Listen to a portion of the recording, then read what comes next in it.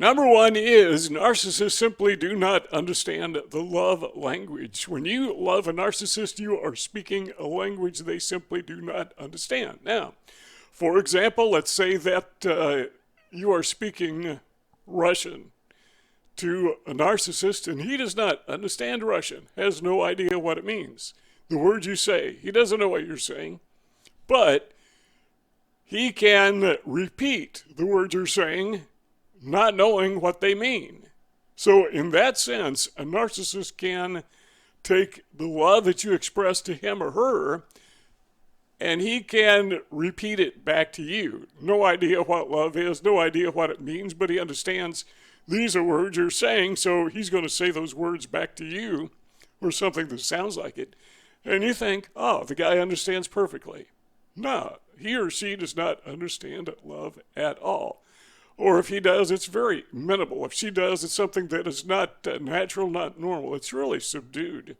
It's on a level that you just can't associate with. So number one is narcissists just don't understand your love language. So no, your love cannot change a narcissist. Love them all you want. You can be as kind to them as you want, and what they're going to think is this: you're weak. And that takes us to number two.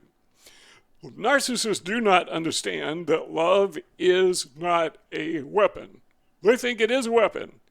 And so a narcissist will use your love for them as a weapon against you. Now we're talking about love. We could also be talking about friendship. You could be expressing friendship, being kind, considerate to another person, to a narcissist. And the narcissist interprets that as weakness because he or she would never do that just out of kindness, just out of love, because they don't know how. It's not a part of their emotional repertoire, just not there, just not inside their thinking capacity. So when you do express love or friendship to a narcissist, he or she will say this person is really weak.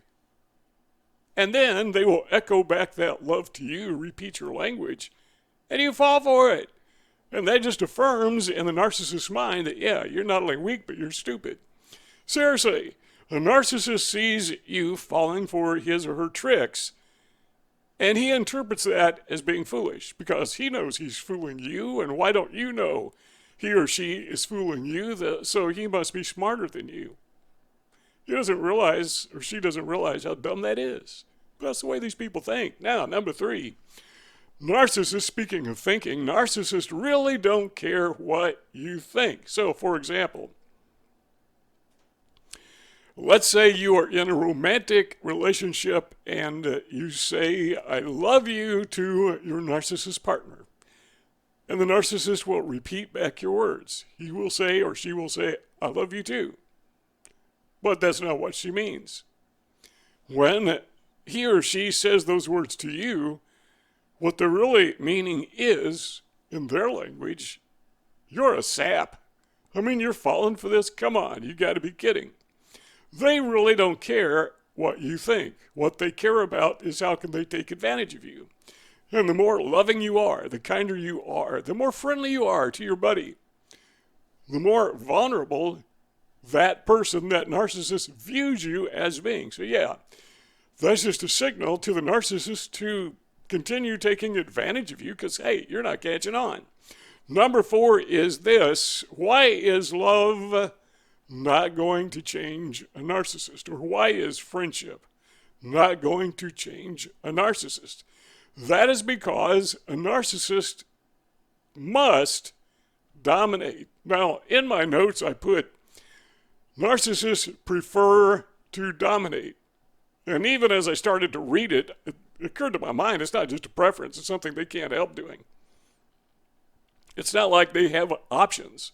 And you wonder, why doesn't the narcissist change? And I believe most narcissists don't learn to be narcissists. They are born that way. I mean, it is innate. Yeah, I know there are some exceptions. I know there are some narcissists who have the capacity for narcissism, and because of a rough childhood, it just comes out. It just causes it to explode, and it becomes part of their personality. But by and large, from my life experience, and I'm nearly 70 years old, And over the years, over the decades, I've learned a thing or two. I've gone through these experiences, and I just want to share with you what I've learned. Now, whatever age you are, you could be a teenager, you could be an adult, young adult, you could be a middle-aged adult, you could be an older adult, wherever you are in life. I've been there. And I've dealt with these people, and I've taken some tough blows, and I'm just sharing with you some of the experiences and what I've learned from those experiences in the past. And one thing that I have learned is this: narcissists love to dominate. They have no choice, in my opinion. They have no choice but to dominate, because domination is who they are. They have to dominate. When they give, for example, it is because they want something out of that gift. So, for example, let's say it's a holiday and people are giving gifts because we like to. Well, the narcissist gives gifts because he has to protect his mask, himself, her hidden personality. Got to hide that. Now, I told you that I have nearly 70 years of experience working with these people, and I recall one guy who put on this mask of religiosity. After I got to know the guy, he's a flat-out crook. I mean, he was a grifter, but part of his mask was pretending to be religious. Well, how did he get out of giving gifts? Here's what he did. He decided, I'm serious, you may kind of laugh at this, and it is kind of funny, but it's not funny. He decided that the Bible teaches that you should not give gifts. That's how he got out of it. There's some verse in the New Testament, can't remember what it is, that says something about not honoring special days over another. I think he was talking about the Sabbath. But this narcissist took that to reinterpret it, I should say, to mean that we should not celebrate Christmas, we should not celebrate birthdays. Therefore, he didn't have to give Christmas gifts. Therefore, he didn't have to give birthday gifts. That's how these people think. That's how they work. Somehow, some way, they're going to wiggle out of it.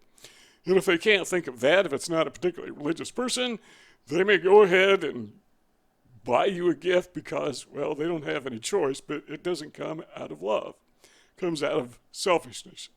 The need to be accepted so they can continue to scam other people. Number 5, narcissists are too proud to acknowledge your feelings. You can't change a narcissist with love because, quite frankly, he doesn't care what you feel, doesn't care what you think. That's not what you are. You are not an object, a person to be loved. You are an object to be exploited, to be abused. That's it. There's nothing else there. And all that act of being love and kind and considerate that you experienced during the love bombing stage, you know what that was? That was nothing more than grooming. They were just, trying to suck you in, so they were pretending to be kind, pretending to be considerate, because they think being kind and considerate is a weakness, and they just, okay, so you're an empath. You may be a person with Asperger's syndrome. They see that weakness. Okay, here's prey. Here's somebody I can pounce on. So they play the game with the prey, you, until they have you sucked in, vacuumed in, hoovered in. Then they take advantage of you. And suddenly you stop and realize, hey, what happened to my good friend here? What happened to the love of my life? Suddenly this is a person who is hurting me, abusing me, stealing from me. What happened to that person? That person never was there. That's what happened to that person. And all the love you give to that person, trying to get it back, to where it used to be, back when we were good friends, back when this guy really loved me or this woman really loved me. That back then never was back then. It never happened. It was all fake, if the person is a narcissist. So your love isn't going to rekindle your relationship because you never had a relationship in the first place. And you don't want to go back to that anyhow. Back when you were being tricked, back when you were being fooled.